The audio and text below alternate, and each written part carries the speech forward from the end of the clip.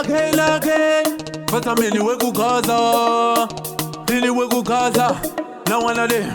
ndakukupa iyambiro timuretsere padzimu ndakukupa iyambiro munhu wese epadzimu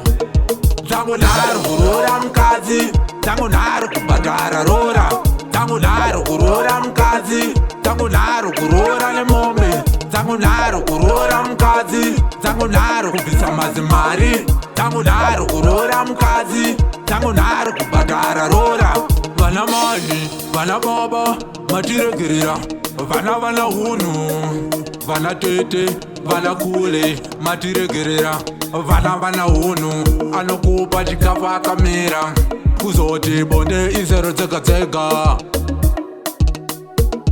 Dzango Nharo kurora mukadzi Dzango Nharo kubhadhara rora Dzango Nharo kurora mukadzi Dzango Nharo kurora nemombe Dzango Nharo kurora mukadzi Dzango Nharo kubvisa mazimari Dzango Nharo kurora mukadzi Dzango Nharo kubhadhara rora mari yangu ndati muchandipa mombe dzangu ndati muchandipa mwana wenyu chinyuka chepambare chinomwiwa nemunhu abva kure live yangu yaiendeka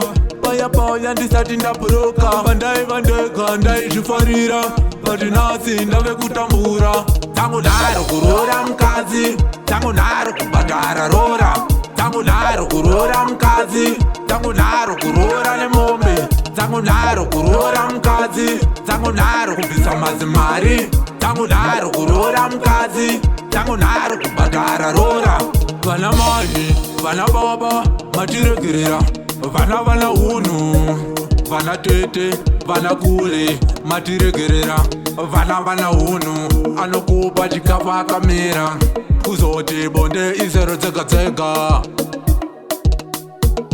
Dzango Nharo kurora mukadzi Dzango Nharo kubhadhara rora Dzango Nharo kurora mukadzi Dzango Nharo kurora nemombe Dzango Nharo kurora mukadzi Dzango Nharo kubvisa mazimari Dzango Nharo kurora mukadzi Dzango Nharo kubhadhara rora mari yangu ndati muchandipa mombe dzangu ndati muchandipa mwana wenyu chinyuka chepambare chinomwiwa nemunhu abva kure live yangu yaiendeka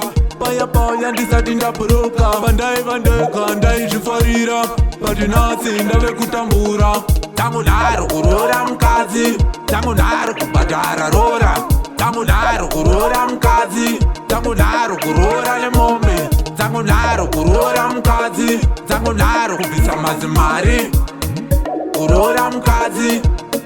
kubhadhara rora kurora mukadzi kubhadhara rora kurora mukadzi kurora nemombe kurora mukadzi kubvisa mazimari kurora mukadzi